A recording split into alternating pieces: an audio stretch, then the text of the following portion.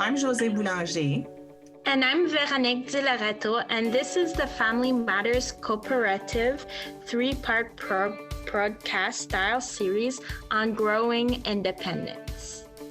In this mini-series, we will explore practical and innovative approaches that are relevant to people with developmental and intellectual disabilities and their families.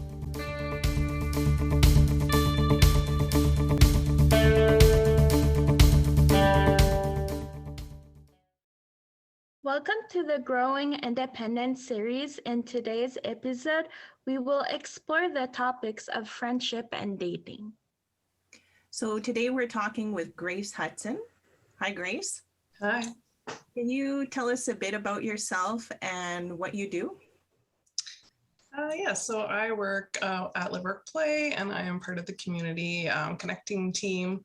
I've worked there for about 17 years. Over my time there, I've worked a lot with people around relationships and connecting them to friendship as well as dating, of course. So I've done a little bit of a sex education as well through my work for people with intellectual disabilities as well. Thanks. And I'm Josée Boulanger, and I'm here as a sibling. And I'm Véronique Di Loreto, and I'm a self-advocate. Relationships with family, friends, intimate partners, neighbors, and even brief encounters with people in shops or in public transit are key to our well-being. They make life more fun and meaningful. Relationships can also spark opportunities to meet more people, to learn new things, to find housing, employment opportunities. And in this sense, paying attention to the relationships in our lives is essential to a good life. Based on your experience, what can you tell us about friendship and people with intellectual and developmental disability? From my experience working with the people that we support, a lot of people post high school end up being very isolated. A lot of people end up being shipped out of their neighborhood schools to other schools. And then when the school is over, they end up kind of at home with nothing, and they don't go sometimes away to university or have another thing after high school. So there's a lot of a bit of a break in the social group until they get hooked up with other groups in the Ottawa community. A lot of the groups are very similar. The Ottawa community for people with disabilities is very small. So a lot of those groups tend to have the same membership. So our social group, they might have also met those people from another group. So there's a lot of interconnection with those social groups, which is good because then it has some consistency for people to actually get together and be in the same place. People often have a hard time connecting with people because planning and communication are very difficult for people in general, but people with disabilities often struggle with that piece. So we often find that connection piece is what we have to help people with in their friendships. Why do you think there are so many barriers to maintain or develop new friendships? Yeah, so like I said, there's a lot of the communication and also planning. So in general, that's hard for a lot of us, but for people with intellectual disabilities, that's something that they struggle with. A lot of times families take on that role when they're young, and then they don't have the skills to go forward and make those connections, like making the plans with their friends. So a lot of times they just don't learn that. So they have to learn that as an adult, which is not always easy. So there's a lot of trying to connect with their friends, and there's a lot of miscommunications around planning and people showing up and maybe not being at the right place at the right time. So there's a lot of things that happen as well. What kind of support for people? Because some people might need a little bit of help and others might need more help. So what kind of support is there out there for people? There's not a lot of support I find out there for people to get that help with the social piece. We tend to help people a lot with that when they join LiveWorkPlay, so helping them connect with the people already in their network and also building other networks of natural people in their lives. There's a lot of people who are surrounded by a lot of paid support, so trying to find the ways for them to actually be connected with people outside of that. So we run a Friday night meetup group where people meet weekly. Then we also have a volunteer matching program where we match people without disabilities with people with disabilities. So we try to connect people as much as possible with other people. But there is definitely a barrier for a lot of people to get help with that. And there's only so many spots out there for people to access support. So I think their families end up doing a lot of that work with them and for them. I think like for people that don't have families, it's harder too. Like if they're in children's society, it's harder for them to find their place or find the friends, because sometimes it's much easier or faster to find bad people or bad relationships. So in that case, I find like when you know yourself, it's in time, and you get the support, the help, it changes in time. But like sometimes it's just like knowing from the start with the family that you have, and have confidence. I think that helps a lot too. Where can people go to develop new friendships? What would you suggest? I think a lot of times it's just joining the community as many places as you can. So going to volunteer, going to social things where other people are. I often say you can't meet people at home, so you have to get out there in the community, wherever that is, like even joining a gym, having a job, that just gives you more chances to meet people that you may connect with. So just being in the community. And a lot of people after high school, that's something they don't get out as much. So that's where a lot of times people need to get that connection so they can go out there and actually meet people and join the community. And there is people out there, just you have to get out there to meet those people. So, and I can imagine this kind of becomes like a vicious circle where if you don't have supports to get out into the community, you don't build new relationships, and then the less relationships you have, the less opportunities you have to take part in community activities. Have you observed that?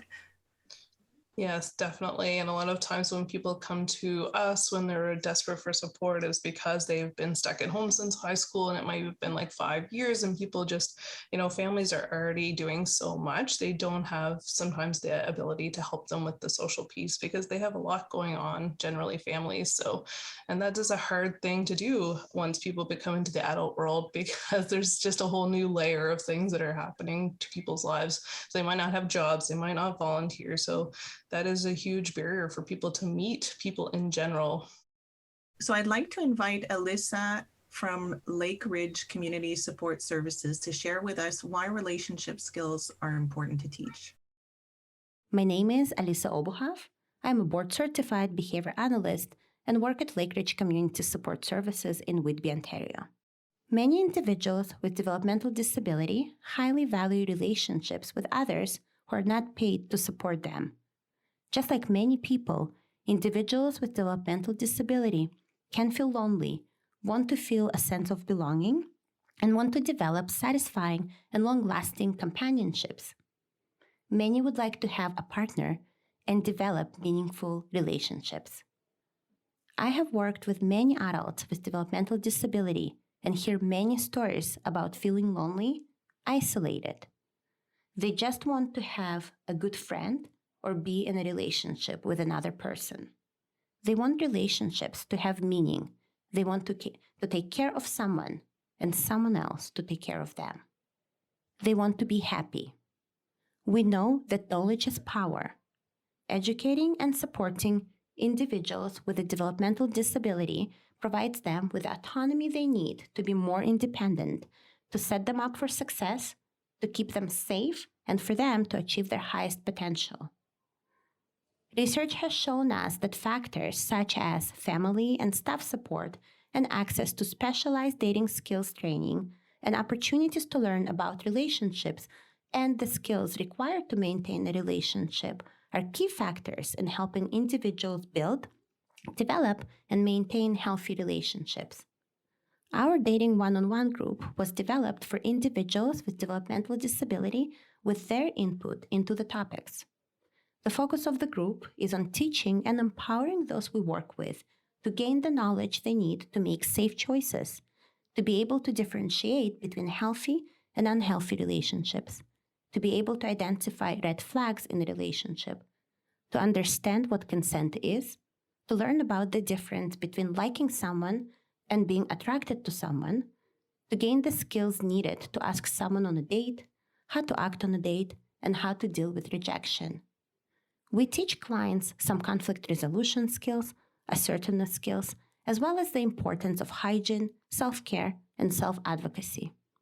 Individuals who attend this group are provided with the stepping stones they need to start building strong relationships. My advice is to not avoid the topic of dating and relationships with adults with developmental disability. This is a very important topic that should be planned for and available to adults wishing to learn more about relationships. Do you agree with Alyssa that more education is needed? Definitely. I think that a lot of people post high school don't have any real education that even generally people get in the general school system. I've even asked a few teachers about the curriculum that they are teaching in those specialized group, and it's not nearly what people should be getting to go out into the real world. Also her opinion about parents wanting not to give them ideas, like people have those ideas whether or not their parents are talking about it, because everyone does, and they're seeing this in the media. So it's good for them to have the right information, because the media might portray things in quite a different way than is real life. So I think that we need to give people the education so that they can do those things that every other person in the community is doing, because of course everyone has those desires to be out there and having relationships. Why do you think this topic of dating and sexuality is so difficult for everyone to talk about?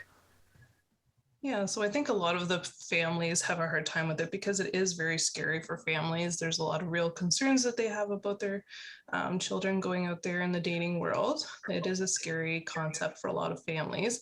And a lot of people with intellectual disabilities don't have a lot of people to talk to about these issues. So they might have heard that there's like shame in having those relationships. I've talked with a few females who felt uncomfortable that, sex wasn't something they should talk about. And some of the males are really focused on, of course, finding a woman that they can date. So there's just also a gender difference, I find a lot. And people want different things as well when they're in the dating world, I find often. So that can be quite challenging to find a match. I would like to welcome Sandra from Anchorage, Alaska, to share with us their friendship and dating program. Good afternoon from Anchorage, Alaska. My name is Sondra LeClair, and I am the Health Projects Coordinator for the University of Alaska Anchorage Center for Human Development. I'm here today to talk with you about the Friendships and Dating Program, a relationship and sexual health curriculum that was designed specifically for individuals with intellectual and developmental disabilities, or IDD. I'll also provide some tips and resources if you are supporting someone with IDD who wants to learn more about these topics. Before I talk about our program, I want to take a moment to acknowledge some relationship and sexuality myths and barriers that individuals with IDD often experience. Over the past several years, we have seen a growing acceptance that people with IDD have the same relationship and sexual health rights as all other people, and they deserve the same access to information and opportunities to practice their skills that their peers receive around these topics. But barriers remain for both youth and adults with IDD. These include persistent myths, such as the idea that people with IDD are not interested in romantic or sexual relationships, that they can't consent to being in relationships, that they can only be in relationships in an unhealthy way, either as a victim or as a perpetrator of problematic behavior. Individuals with IDD may not have the same opportunities to meet others and are often denied education about sex, their body development, and dating under the assumption that they cannot understand the information or simply don't need it. The Friendships and Dating Program recognizes that all people have a right to pursue relationships of their choice, and that providing accessible education is the best way to help people build and maintain relationships that are safe, healthy, and improve their overall well-being. A little bit about our program. The Friendships and Dating Program, or FDP, is intended for individuals with IDD who are ages 16 years and older and who want to learn more about developing healthy relationships and sexual health. It's designed to be 10 weeks long with 2 classes per week. One of the sessions takes place in a classroom setting, and the second weekly session takes place in the community where participants have the chance to practice the concepts and skills that they learned in class. The curriculum includes sessions that are focused on things like emotions, boundaries, planning dates, healthy relationships, sexual health, all kinds of important areas that will support participants in building meaningful relationships. We also use a variety of educational approaches, including handouts, games, role plays, videos, and discussions to most effectively meet the needs of all of the participants. The FDP is evidence-based, meaning that research was performed to demonstrate the value of the program to participants. Specifically, the research shows that there was an increase in social network size for participants who completed the program, as well as a clear and significant decrease in the reported average number of incidents of interpersonal violence or abuse they experienced. This is particularly important because we know that individuals with IDD experience abuse at a much higher rate than individuals without disabilities. Providing people with the information they need in a way that is accessible empowers them to recognize abuse when they experience it, to remove themselves from the situation if they can, or to ask for help when they need it. If you support someone with intellectual and developmental disabilities and they have interest in learning more about dating and intimate relationships, then there are many places where you can go to find resources. You are not alone in trying to figure out how to navigate these topics. And you don't have to begin by launching immediately and discussing things like sex or intimacy.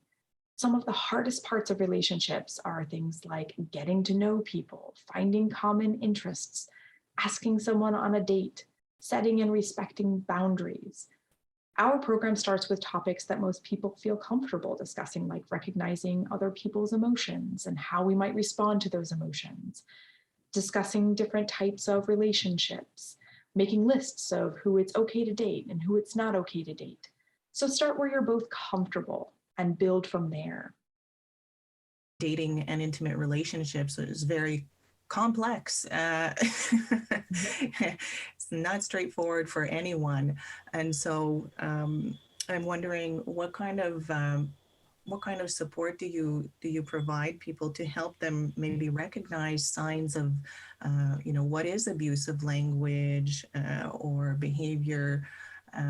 Is there, in terms of the fear of family members thinking, my son or daughter will be exposed to some risks, what kind of preparation is there to learn, like, someone should not be talking to me like that, or someone should not be treating me that way?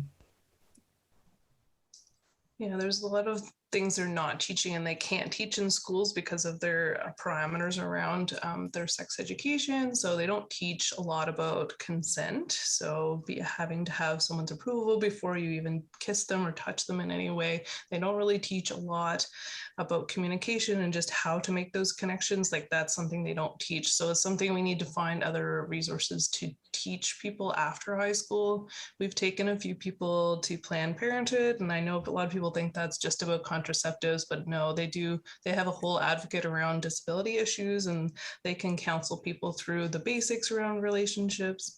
We've also accessed counselors in the community that are comfortable talking about sexuality. It's hard for people to talk to people they know sometimes about these issues. So sometimes getting someone you don't know to talk to is actually an easier thing for people to do, because then they don't worry about saying the wrong thing because those people don't know them. So I think that also helps. I support a lot of people in the dating world in our community, just because even if someone is dating, it doesn't mean that issues stop. There's always constantly communications and misunderstandings. So talking people through those things, sometimes it's not about education in a large classroom. It might be one-to-one. Everyone kind of comes at it with a different lens. So you might have to kind of gear your education to where the person is at in life, not just like a general curriculum of here is how you do X.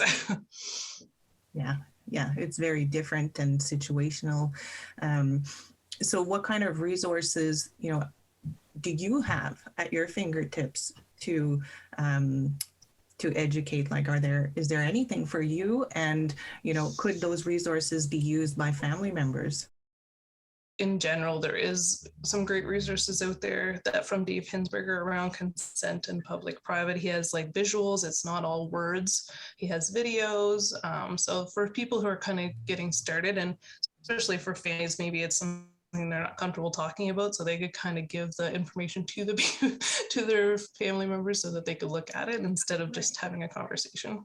Yeah, because some people might really have no clue where to start and might feel uncomfortable, as you say, to even bring it up as a subject. And so having, even just like a one-page document that says, try, bringing this up and try talking about this, and having a few images so that it doesn't have to all come from the family members. They can have something. I think families are already doing everything else. So this is a time maybe to access the community and get resources out there from other people, because families already have a lot on their plate. Maybe this is one thing to take off your plate and give to someone else. So accessing a counselor or going to Planned Parenthood.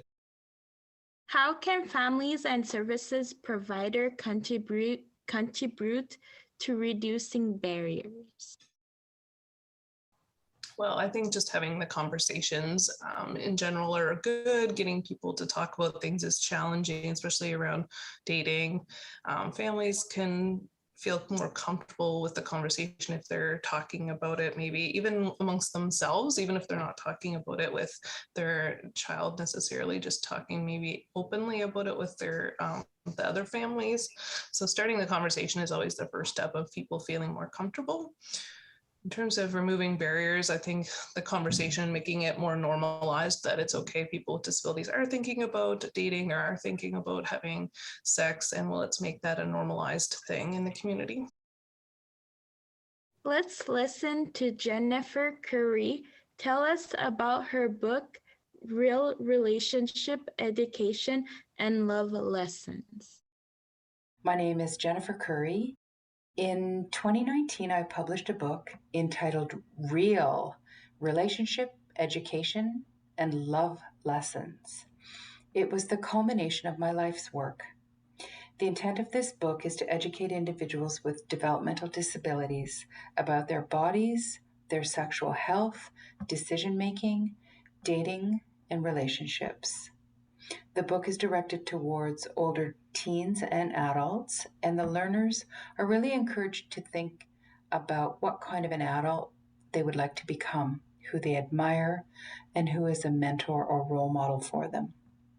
There's a lot of misconceptions about people with developmental disabilities, that they're innocent and childlike and not interested in sex, or on the other hand, they're oversexed and predatory. Nothing could be further from the truth. They're just like everyone else.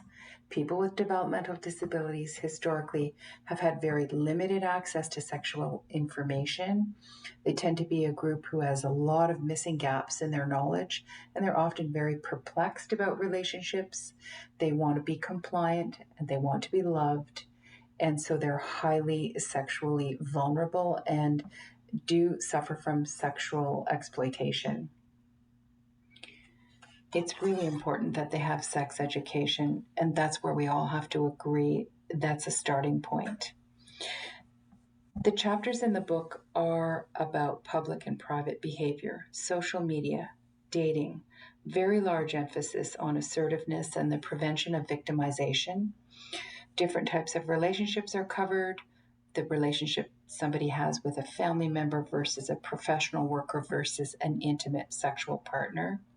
There are chapters on sexual feelings, physical intimacy, birth control, sexual germs, decision-making, and the responsibilities of adulthood. Each lesson has a core message, and there are several activities with hands-on activities. The values in the book are ones of consent, communication, comfort, privacy, and protection. I'd be really happy to offer workshops or private sessions. I recently taught a 5-week session on Zoom for 4 disabled adult women, and my fee was covered with passport funding. I'm a developmental service worker, a registered nurse, and I have an undergraduate degree in disability studies. I taught for 20 years in the DSW program at Algonquin College. One of my courses was entitled Sexuality, Relationships, and Persons with Developmental Disabilities. My DSW students invited disabled students into the classroom, and we really learned a tremendous amount from our teaching. So the book is a compilation of all the things that we learned. It can be purchased at the Algonquin College bookstore, and there's also a link on my website, which is jennifercurrie.ca, and my email is real, REAL, at consultant.com. I'd be really happy to work with you. I believe that it takes a village to raise an educator. Jen is a great local resource. When should families seek support and educational opportunities? I think families should decide for themselves like what it is that they, when they're feeling uncomfortable, if they feel like they can't do a good job of helping the people in their family, that's the time to seek other resources. So we talked about counseling and Planned Parenthood. Those are great resources we've used even with the people we support, that we didn't have enough information that we wanted them to access the community. So we just went and took them with us. And I think families should feel comfortable to reach out as soon as they feel like they can't do a good job, because we want people to have the education. We want people to ask the questions.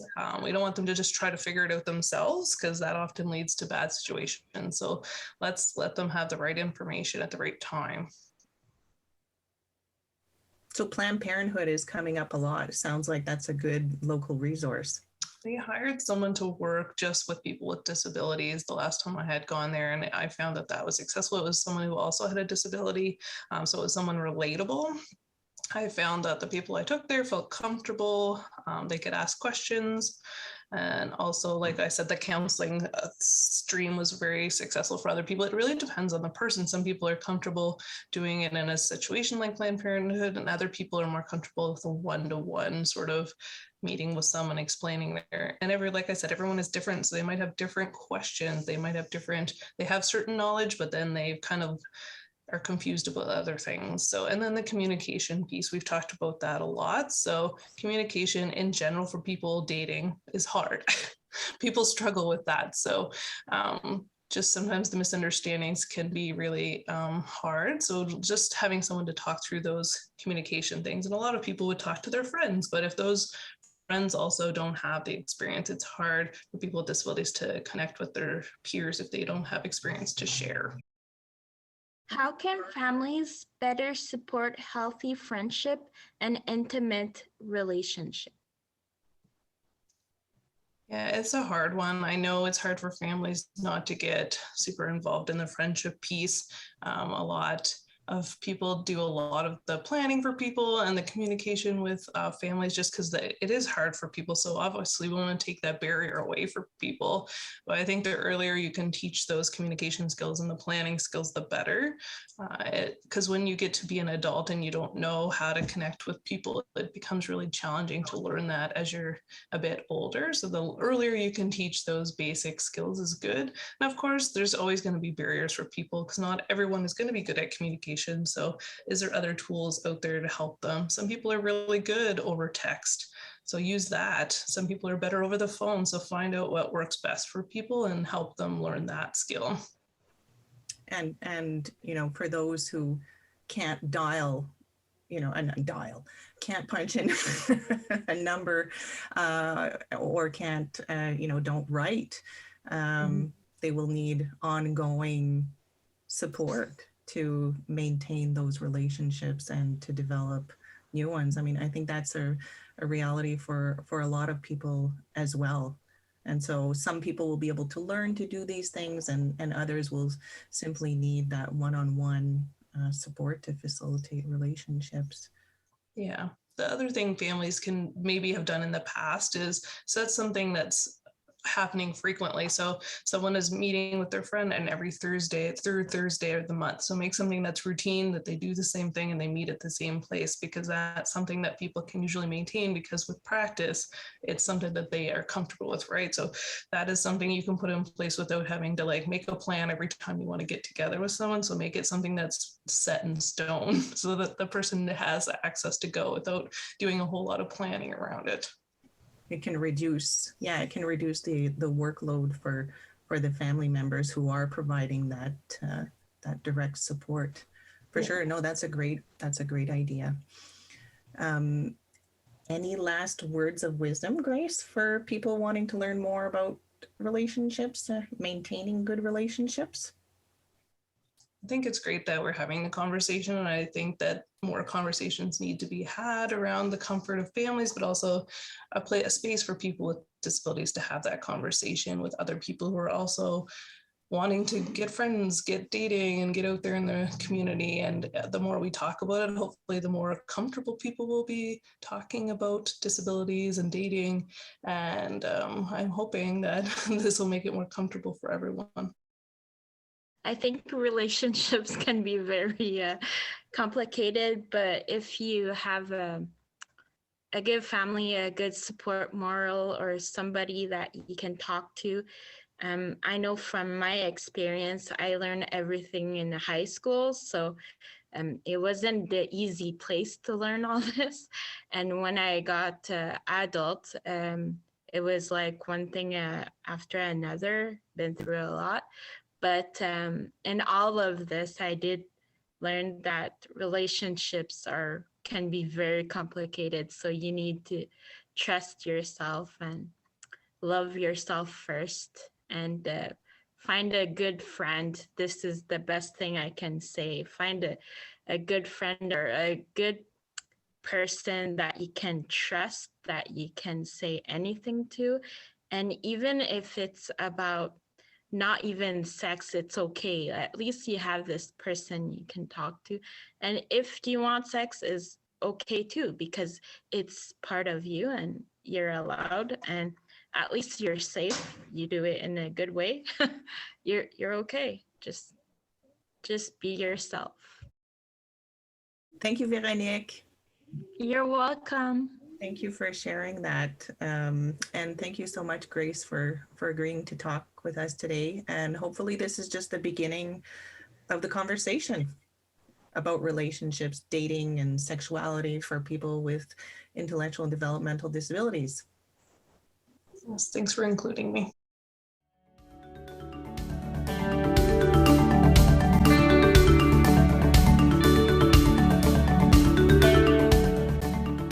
We hope you enjoyed this episode. And if you did, please be sure to tell your friends, give a thumbs up, leave a comment, and subscribe. This mini-series will not have been possible without the support from Ontario caregivers, organizations, and a very special private donor. You can listen to the remaining episodes in the series Growing Independence on our YouTube channel or through our website at familymatterscoop.ca.